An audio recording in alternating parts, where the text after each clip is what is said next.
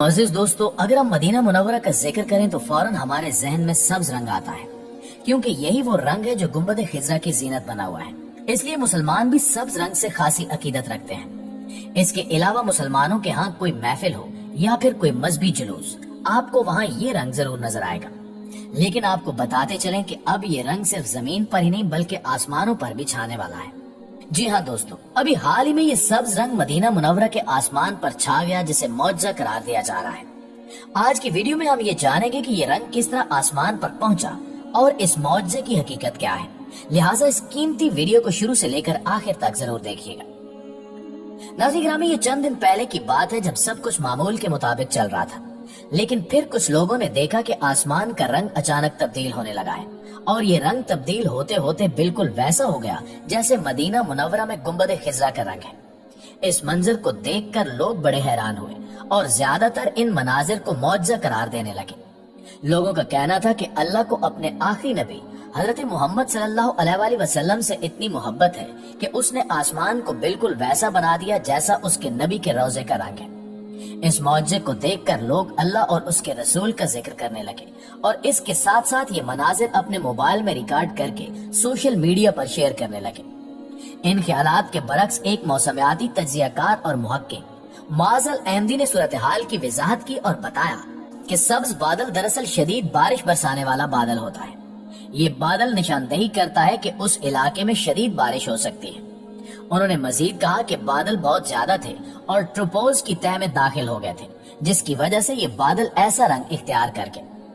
सब्ज बादल एक सुपर सेल किस्म का होता है जो कि ज़ाला बारी के साथ बारिश की वाफिर मिकदार की निशानदेही करता है, और जब सूरज की शुआएं बर्फ के क्रिस्टल में दाखिल होती हैं तो वो सब्ज हो जाते हैं। दोस्तों, इन दोनों ख्यालात में ठीक बात कौन सी है ये तो बस अल्लाह की जात ही जानती है, लेकिन इस बात में कोई शक नहीं कि अल्लाह की जात अपने आखिरी नबी हजरत मोहम्मद सल्लल्लाहु अलैहि वसल्लम की मोहब्बत में कुछ भी कर सकती है। ये अल्लाह की अपने नबी पाक से मोहब्बत का इसमर है कि आप सल्लल्लाहु अलैहि वसल्लम के मौजज़ात में से कई जमादात, नबातात और हैवानात से मुतल्लिक हैं। कंकरियां आप सल्लल्लाहु अलैहि वसल्लम के हाथ में तस्बीह करती, शजर हिजर आप सल्लल्लाहु अलैहि वसल्लम पर सलाम भेजते और सजदा करते, हरनिया आप सल्लल्लाहु अलैहि वसल्लम को जामिन तस्लीम करती, ऊंट आप सल्लल्लाहु अलैहि वसल्लम से फसाना गम बयान करते।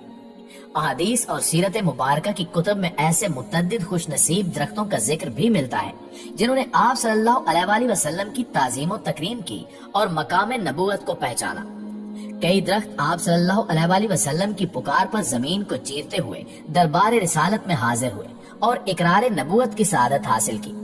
तमाम अंबिया अलैहिस्सलाम को अल्लाह ताला ने अमली मौजज़ात अता फरमाए, लेकिन सरवरे कायनात सल्लल्लाहु अलैहि वसल्लम को हजारों की तादाद में अमली मौजों के साथ साथ एक बहुत बड़ा इल्मी मौजज़ा यानी कुरान पाक भी अता फरमाया गया। जिंदा और हमेशा बाकी रहने वाला ये अजीम शान मौजज़ा है जो अपनी मौजज़ाना हैसियत और शान के साथ आज भी उम्मत के पास जूं का तू मौजूद है।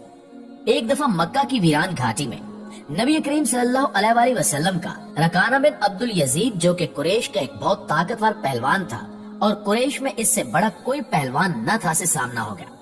जब आप सल्लल्लाहु अलैहि वसल्लम ने उसे इस्लाम की दावत दी तो उसने मुतालबा किया कि अगर आप मुझे कुश्ती में हरा दें तो मैं इस्लाम कबूल कर लूंगा। आप सल्लल्लाहु अलैहि वसल्लम ने उसे एक दफा नहीं बल्कि 2 दफा कुश्ती में पछाड़ दिया। उसने नबी अकरम सल्लल्लाहु अलैहि वसल्लम से कहा कि ये बड़ी हैरत की बात है कि आपने मुझे पछाड़ दिया। नबी करीम सल्लल्लाहु अलैहि वसल्लम ने फरमाया कि मैं तुम्हारे सामने इससे भी अजीबो गरीब चीज पेश करूंगा, मगर शर्त यह है कि तुम अल्लाह से डरो, अपनी रविश बदलो और मेरी पैरवी इख्तियार कर लो। उसने पूछा कि आप क्या दिखाना चाहते हैं। नबी करीम सल्लल्लाहु अलैहि वसल्लम ने फरमाया कि मैं इस दरख्त को अपने पास बुलाऊंगा। आप सल्लल्लाहु अलैहि वसल्लम ने दरख्त को हुक्म दिया और वो दरख्त अपनी जगह से चलकर नबी अकरम सल्लल्लाहु अलैहि वसल्लम के पास आया। इसके बाद आप सल्लल्लाहु अलैहि वसल्लम ने उसे हुक्म दिया कि वापस जाओ, तो वो अपनी जगह वापस चला गया। इस तरह अकाशा बिन महसिन मार्का बदर में बड़ी बेजिगरी से लड़ रहे थे कि उनकी तलवार लड़ते लड़ते टूट गई। वो नबी अकरम सल्लल्लाहु अलैहि वसल्लम की खिदमत में हाजिर हुए। नबी अकरम सल्लल्लाहु अलैहि वसल्लम ने उन्हें एक खजूर की छड़ी अता फरमाई और फरमाया कि अकाशा जा दुश्मनों से लड़। हजरत अकाशा रजी अल्लाह ताला अन्हु ने वो लकड़ी पकड़कर झटका दिया तो वो एक लंबी तलवार बन गई जिसकी धार तेज और चमकदार थी और उसमें मजबूती थी।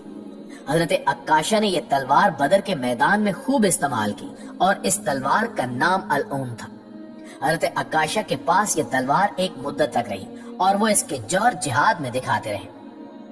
ناظرین گرامی، اسی طرح حضرت قتادہ بن نعمان رضی اللہ تعالی عنہ میدان احد میں بڑی بے جگری سے لڑے اور اپنی شجاعت کے جوہر دکھائے۔ میدان احد میں حضرت قتادہ بن نعمان رضی اللہ تعالی عنہ کی آنکھ زخمی ہو گئی اور اس کی پتلی نکل کر ان کے گال پر لٹکنے لگی۔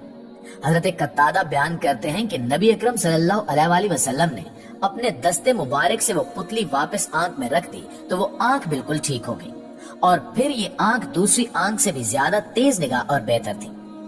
حضرت عبداللہ بن مسعود رضی اللہ تعالی عنہ فرماتے ہیں کہ میں عقبہ بن ابی معیطر کی بکریاں چرایا کرتا تھا۔ ایک دفعہ نبی اکرم صلی اللہ علیہ وآلہ وسلم کا وہاں سے گزر ہوا۔ آپ صلی اللہ علیہ وآلہ وسلم نے مجھ سے پوچھا کہ اے لڑکے، کیا تیرے پاس دودھ ہے؟ میں نے عرض کیا کہ ہاں دودھ ہے، مگر وہ کسی کی امانت ہے اور میں دینے کا مجاز نہیں ہوں۔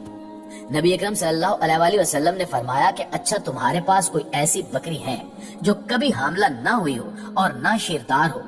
میں نے عرض کیا کہ ہاں ایسی بکری تو ہے۔ پھر میں نے وہ بکری پیش خدمت کر دی۔ نبی اکرم صلی اللہ علیہ وآلہ وسلم نے اس کے تھنوں پر ہاتھ پھیرا، تھوڑی دیر سہلاتے رہے تو اس کے تھنوں میں دودھ اتر آیا۔ آپ صلی اللہ علیہ وآلہ وسلم نے ایک برتن میں دودھ بھر کر خود بھی پیا اور اپنے ساتھی حضرت ابو بکر رضی اللہ تعالی عنہ کو بھی پلایا۔ اس کے بعد بکری کے تھن پھر پہلے جیسے ہو گئے۔ ناظرین گرامی، ایک بار ابو لہب کے بیٹے عتیبہ نے نبی اکرم صلی اللہ علیہ وآلہ وسلم کی شان میں گستاخی کی تو نبی اکرم صلی اللہ علیہ وآلہ وسلم نے اس کے حق میں بد دعا کی کہ اے اللہ، اپنے کتوں میں سے کسی کتے کو اس پر مسلط کر دے۔ نبی اکرم صلی اللہ علیہ وآلہ وسلم کی یہ بد دعا ایسی پوری ہوئی کہ کچھ عرصے بعد عتیبہ اپنے باپ ابو لہب کے ساتھ شام کے تجارتی سفر پر روانہ ہوا، جہاں ایک جگہ پڑاؤ کیا۔ وہاں ایک گرجا تھا۔ وہاں کے لوگوں نے بتایا کہ یہاں تو شیر ایسے گھومتے ہیں جیسے اور عام علاقوں میں بکریاں گھومتی ہیں۔ ابو لہب کو نبی اکرم صلی اللہ علیہ وآلہ وسلم کی بد دعا یاد تھی۔ اس نے دیگر قافلے والوں سے کہا کہ نبی اکرم صلی اللہ علیہ وآلہ وسلم نے میرے بیٹے کو بد دعا دی ہے، جس سے میں سخت فکر مند ہوں۔ بس تم سارا سامان گرجے کے صحن میں جمع کر دو اور اس کے اوپر میرے بیٹے کا بستر لگا دو، پھر اس سامان کے گرد تم سب سو جاؤ۔ قافلے والوں نے ایسا ہی کیا۔ رات جب سب سو گئے تو جنگل سے شیر آیا، تمام قافلے کے لوگوں کو سونگھا مگر کسی کو کچھ نہیں کہا۔ وہ گستاخ رسول صلی اللہ علیہ وآلہ وسلم کی تلاش میں تھا۔